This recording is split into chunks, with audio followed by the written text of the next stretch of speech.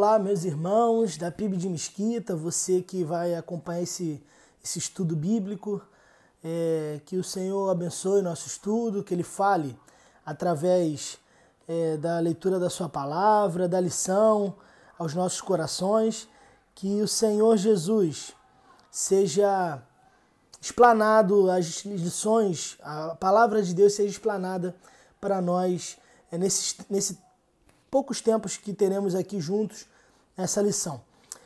Nós estamos encerrando o nosso ciclo, a última lição.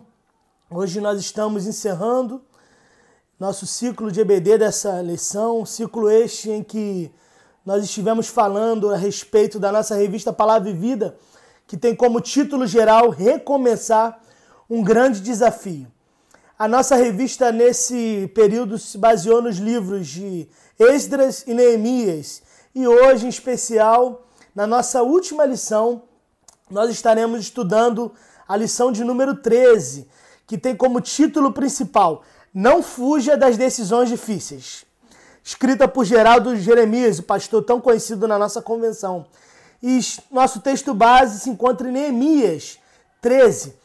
Eu vou deixar os irmãos à vontade para lerem o texto em casa, pois o texto é muito longo. Se a gente for ler aqui, a gente vai alongar muito o nosso estudo aqui. Então você lê em casa, depois para refletir, pois a partir dele nós estaremos aqui ministrando essa lição, que eu sei que será de muita valia para todos nós, pois eu sei que nesse texto nós podemos tirar lições muito importantes, olhando para o nosso presente e tomando como base acontecimentos do passado, principalmente aqueles que aconteceram, principalmente, que é o nosso intuito, olhar para o povo de Israel e como se Deus, a reconstrução daquele povo. Enfim, leia aí o texto e nós estaremos ministrando essa lição e com certeza as verdades serão muito significantes para a sua vida. Em todas as nossas lições passadas, você que acompanhou, nós temos visto a saga do povo de Israel para voltar a Jerusalém. Nós visualizamos de forma bem clara que não havia mais história daquele povo. A história daquele povo havia ficado para trás. Os muros de Jerusalém haviam sido destruídos. O templo de Jerusalém havia sido destruído. Aquele povo estava em condição de escravidão em terra estrangeira. Estavam cativos na Babilônia. Mas foi quando Neemias entrou em cena. Foi quando Deus colocou no coração de Neemias o desejo da restauração. Foi quando Neemias olhou para o povo de Israel, aqueles escravos, e se lembrou de histórias passadas e viu que algo precisaria ser feito. Foi quando ele começou a orar e a acreditar, e assim que ele começou a colocar todo o seu planejamento nas mãos de Deus, ele resolveu agir. Ou seja, por estar próximo ao rei Artaxerxes, ele conseguiu autorização para se ausentar das suas funções próximas ao rei e reconduzir ao povo para a reconstrução dos muros lá em Jerusalém. E essa autorização está lá em Neemias 2:6. E o próprio 12:6, e o próprio rei pergunta a ele: quanto tempo você vai ficar fora?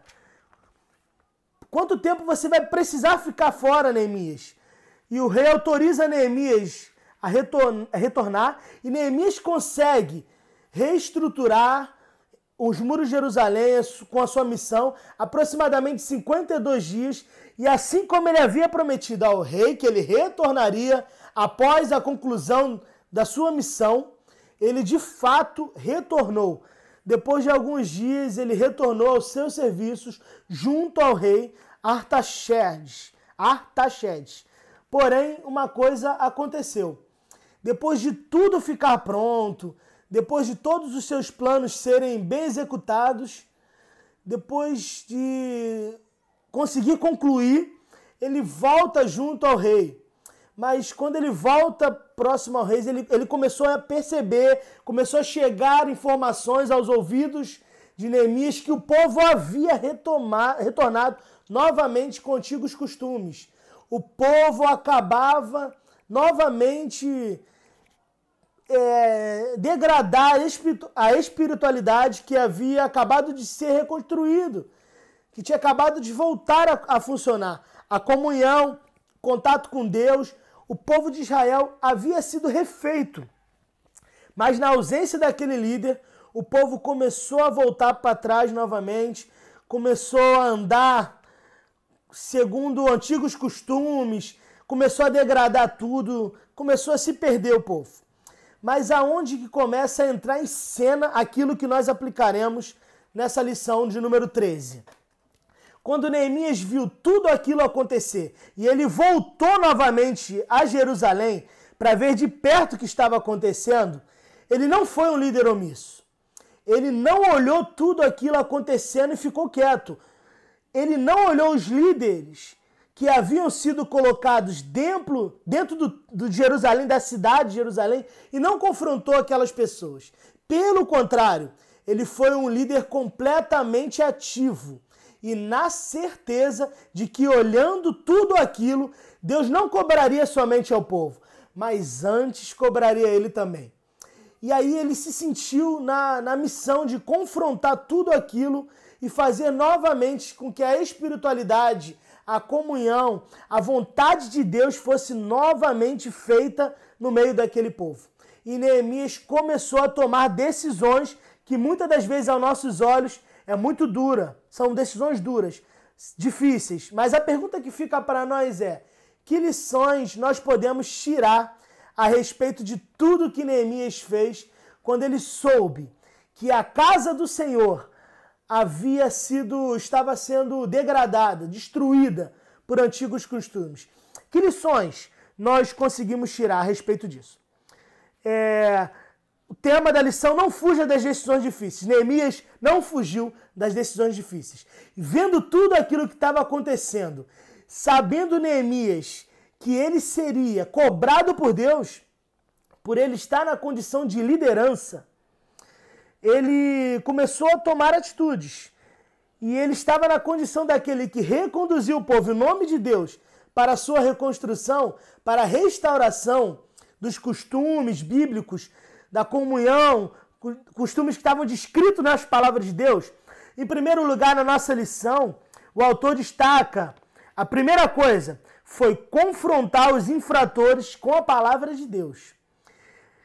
Meus irmãos, quando Neemias viu toda aquela situação, quando Neemias viu sacerdotes se corrompendo, pessoas que estavam com costumes errados, pessoas que estavam desleixadas quanto às coisas do Senhor, a primeira coisa que Neemias fez não foi chamar a atenção das pessoas, não, diretamente, não foi apontar os problemas ali de forma pessoal, um a um, como se tudo que ele estivesse falando fosse da sua própria boca, da sua própria vontade. Não.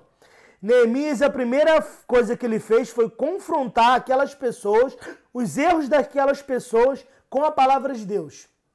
Primeira coisa que ele fez foi confrontar. E nós encontramos isso nos primeiros versículos do capítulo 13, quando diz assim: naquele dia se leu para o povo o livro de Moisés, e achou escrito que os amonitas e os moabitas não entrassem jamais na congregação de Deus.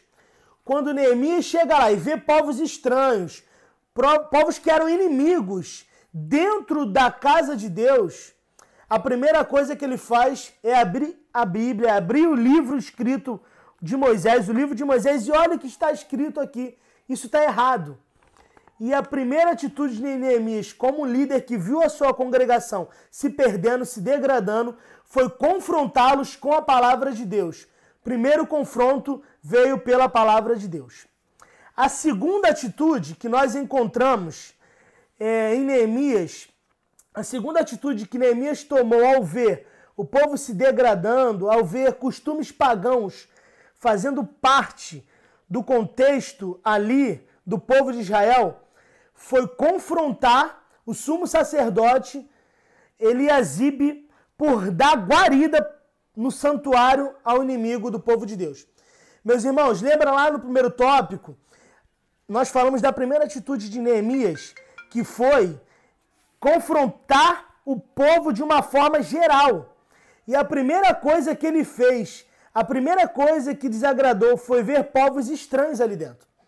Primeira coisa que ele viu foi povos estranhos que ele viu na casa do Senhor. Então ele confronta pela palavra de Deus e ele confronta o povo. Em segundo lugar, não pensamos nós que foi de forma geral.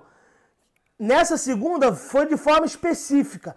E entra nesse tópico de número 2, quando ele confronta os sacerdotes, que são aqueles que são responsáveis por manter os padrões divinos, os padrões bíblicos, dentro do contexto do povo. Então, a repreensão feita foi para os sacerdotes, diretamente para eles. Além deles estarem vendo o povo de Israel dar abrigo a povos estranhos, povos inimigos, mesmo sabendo que era condenado pela palavra de Deus, ele começou a ver que os sacerdotes eram os principais apoiadores dessa ideia. Imagina você, meus irmãos. E olha que coisa interessante, eles estavam dando guarida a povos estranhos. Eles estavam tirando o lugar que era para os utensílios da casa de Deus, as coisas que eram para a casa de Deus, deixando de lado e colocando esses utensílios de lado, como se fosse uma coisa secundária, e dentro desse espaço, que era para guardar as coisas do Senhor, virou habitação de povos estranhos. E olha que coisa interessante.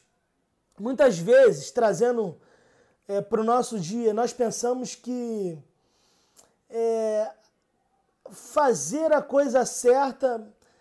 Vamos reformular. Muitas das vezes, nós pensamos que, coitado, eles estão passando sufoco, precisamos ajudar, não tem nada demais, não tem problema, vamos dar abrigo a esse povo, vamos colocar aqui dentro. Eu acho que Deus aprovaria isso. Meus irmãos, mas olha que coisa. Nós sabemos que dar abrigo é uma coisa boa, é louvável. Ajudar os necessitados é louvável. Ajudar os necessitados é uma coisa boa. Amar os nossos inimigos, amar, é uma coisa louvável. Mas veja que situação. Uma coisa que aos nossos olhos parece ser boba, mas Deus reprovou.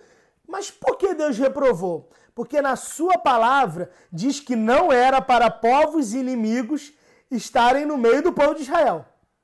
Aí entra aquele contexto que nós lembramos quando, lá na história de Saul e Samuel, quando Saul foi repreendido por Samuel, quando ele diz que obedecer é melhor do que sacrificar. E é nesse mesmo contexto que nós, nesse diálogo de Samuel com Saul, que nós podemos trazer também para esse contexto de Neemias.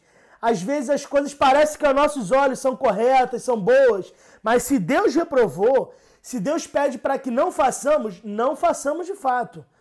Porque naquele contexto, obedecer é melhor do que sacrificar. E no contexto de Neemias, o povo resolveu sacrificar e por sacrificar foi reprovados por Deus.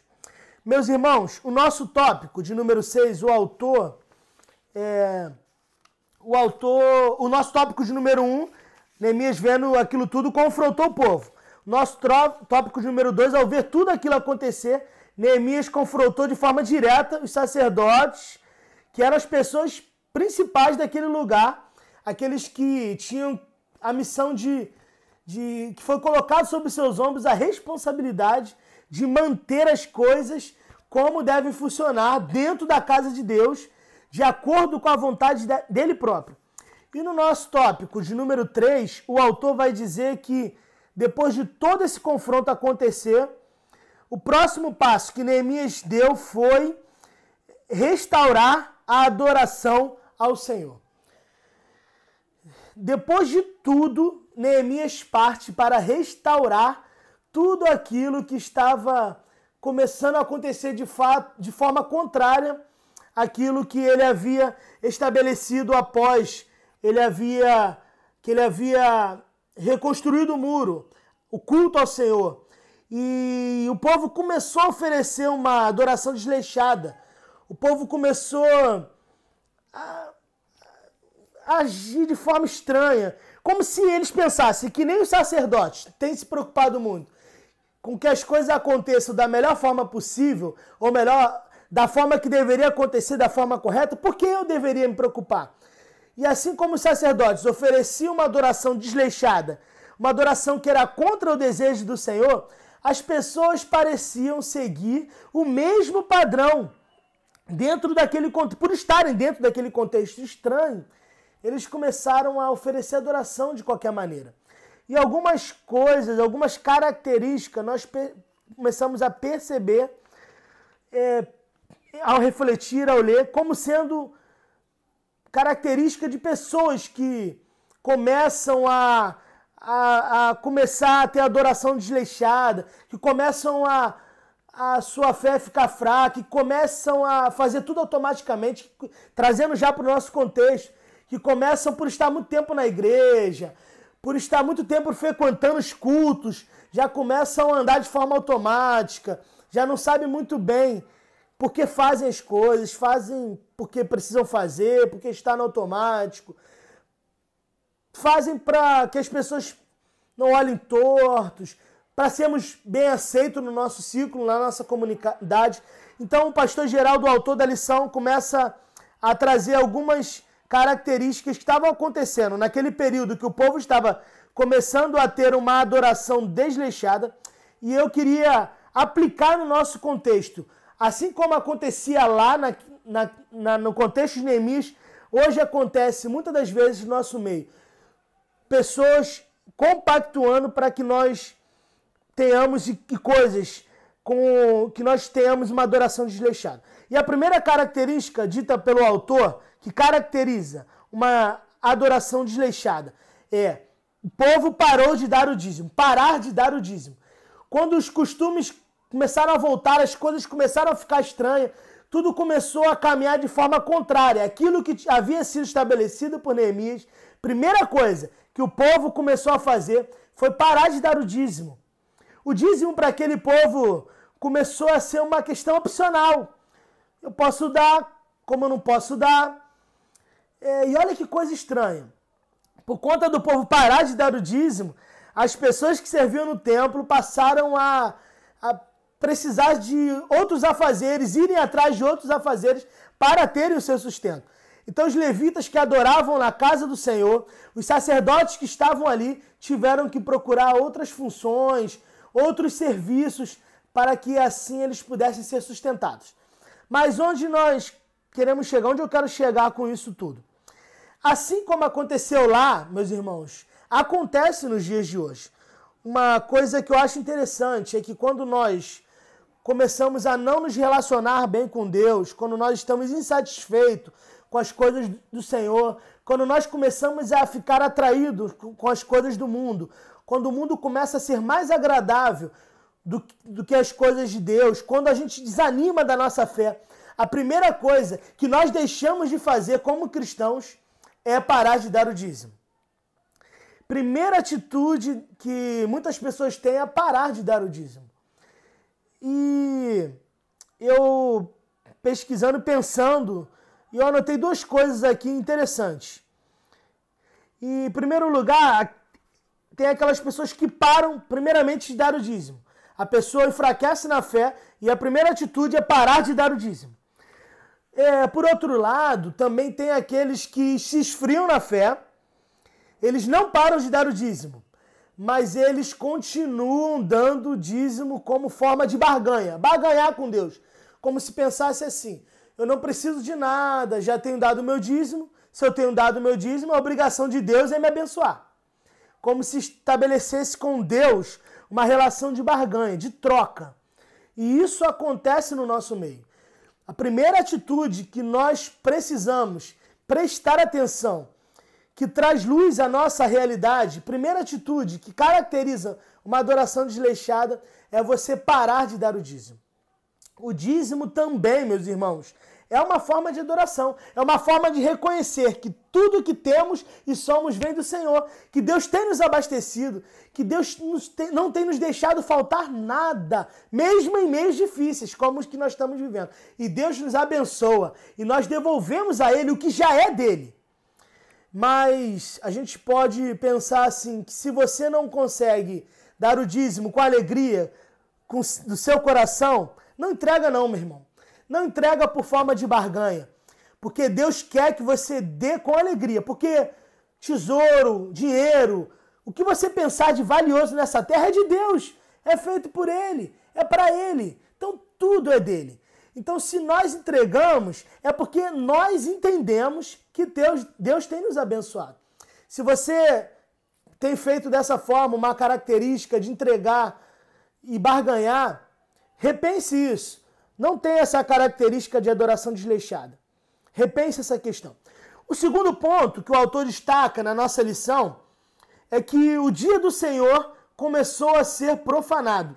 Outra característica de uma adoração desleixada. Quando nós começamos a enxergar o dia do Senhor como um dia qualquer, na qual nós podemos fazer como bem entendemos. Naquele tempo de Neemias, o povo estava começando a profanar o sábado. Eles começaram a ter seus afazeres no sábado, o dia que era estabelecido para o dia do Senhor. Hoje, nós sabemos que nosso dia é domingo.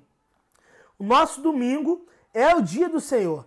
E quando nós começamos a enxergar o domingo como um dia apenas de descanso, um dia que você pega e coloca em dia tudo que você não conseguiu colocar durante a semana por conta de trabalho, de estudo, quando você começa a enxergar o dia do Senhor dessa forma, não como um dia apenas para que você adore o Senhor com outros irmãos e comunhão com outros irmãos, isso começa a se caracterizar como uma característica de adoração desleixada. Aconteceu naqueles dias e acontece com muitos de nós nos dias de hoje também. Terceiro tópico abordado pelo autor que caracteriza uma adoração desleixada é o envolvimento dos filhos da luz com as filhas das trevas. Isso é uma parte bem complicada. É aquele famoso casamento, vamos dizer, misto, quando um cristão resolve se unir com uma pessoa do mundo. E isso estava acontecendo naquela época e foi condenado por Deus. Está na palavra de Deus, quando Deus diz que não era para se misturar com mulheres estrangeiras. E isso foi um dos motivos da queda de Salomão. Foi o motivo da queda de Salomão, lembrando da história de Salomão. Foi o motivo da reprovação de Salomão como rei. Aquele monte de mulheres fora do arraial de Israel. E aquilo foi condenado por Deus porque o fato de Salomão ter se misturado com mulheres fora daquilo que havia sido estabelecido por Deus, fez com que costumes pagãos, costumes de fora, influenciassem Salomão e o povo, e automaticamente o povo, porque ele trouxe para o seu reino a adoração a deuses pagãos, justamente porque havia sido contaminada por mulheres vindas de fora do povo de Israel. Como eu já disse, acontece lá naqueles dias e também acontece hoje nos nossos dias.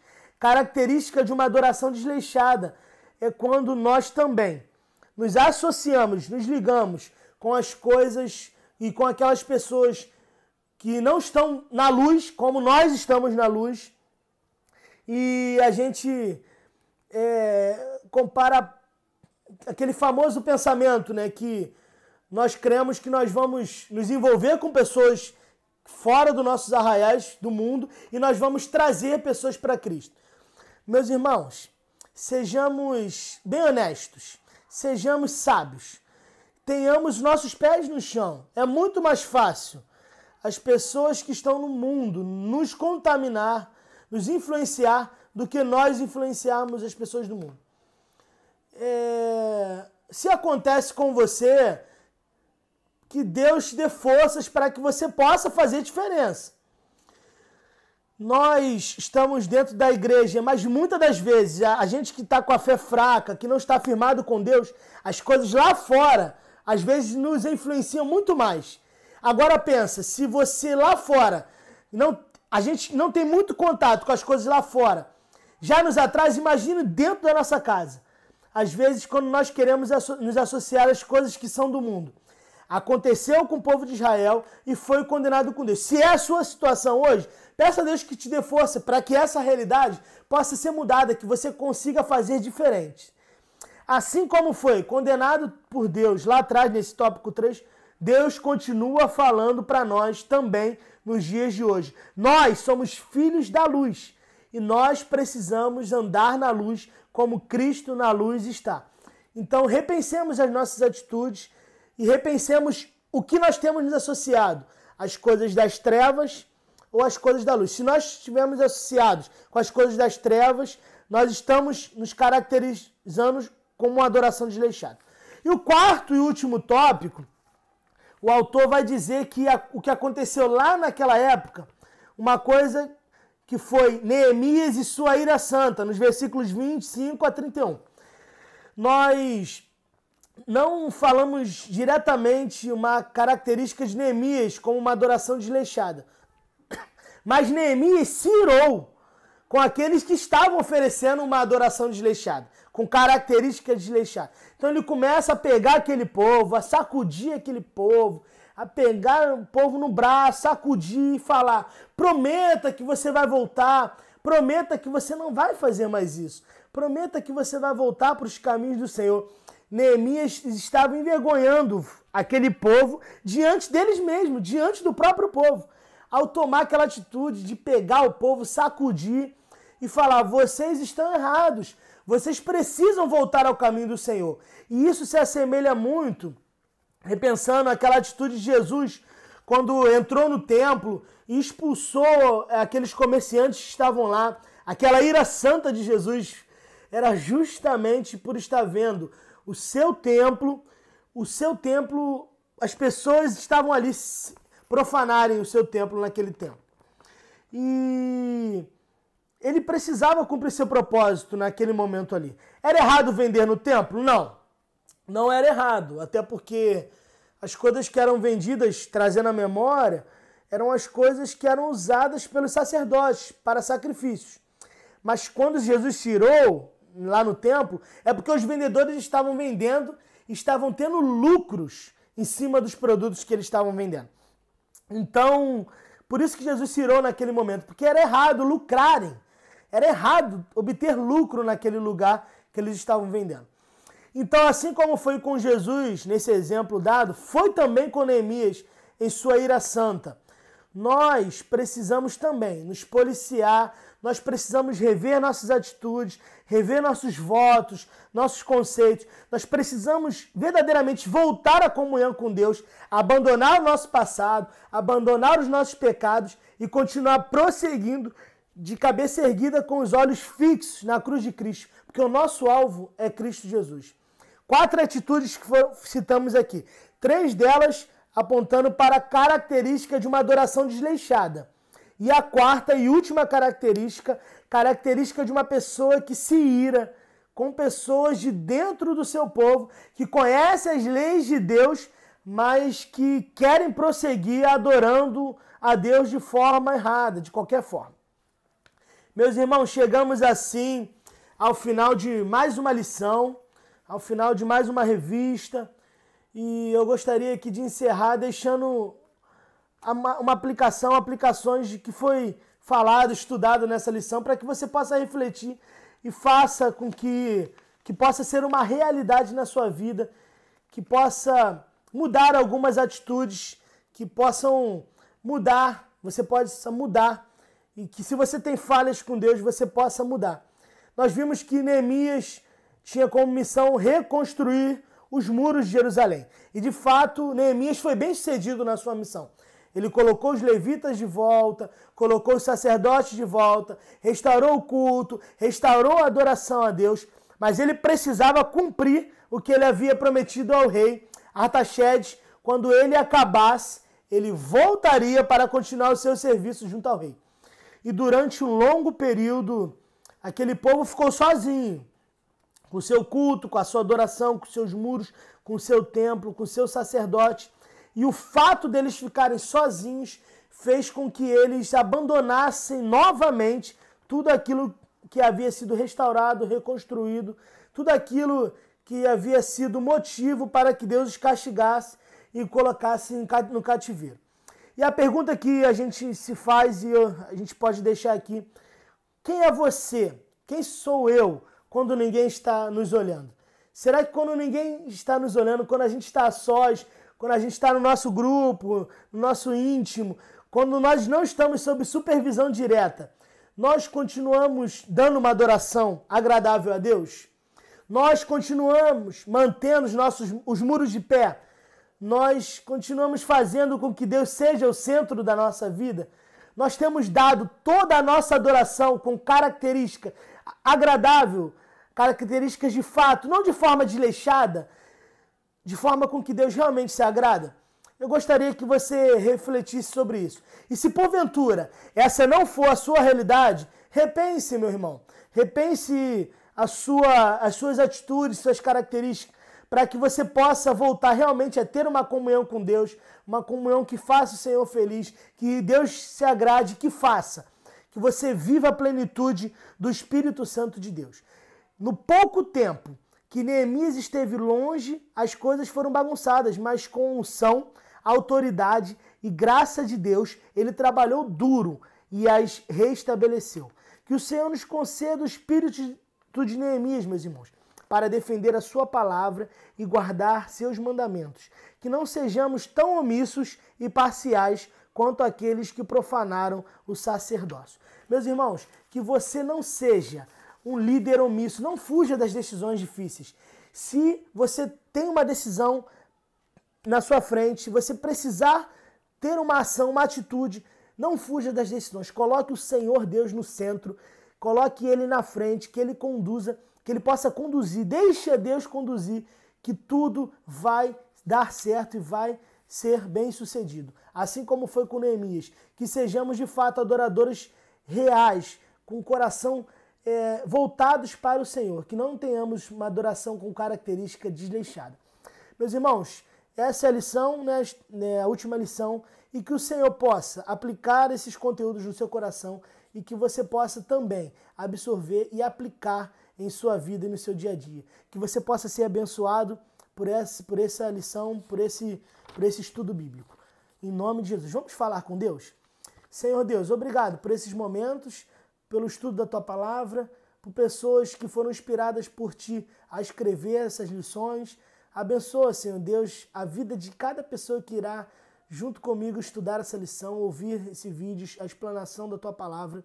Que essa pessoa também possa, da mesma forma como que eu fui abençoado, que essa pessoa possa ser abençoada também.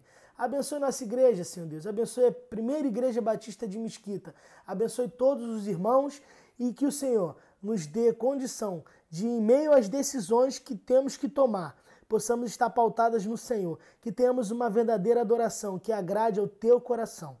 Ó Pai, Te pedimos essas coisas, não porque merecemos, mas porque o Senhor, com Sua infinita graça e misericórdia, que se renova cada manhã em nossas vidas, tem nos abençoado. E é em nome de Jesus, em nome do Teu Filho, que morreu na cruz por mim e por todos nós, que nós oramos. Amém. Que você seja abençoado em nome de Jesus. E o Senhor nos dê um domingo na presença dEle.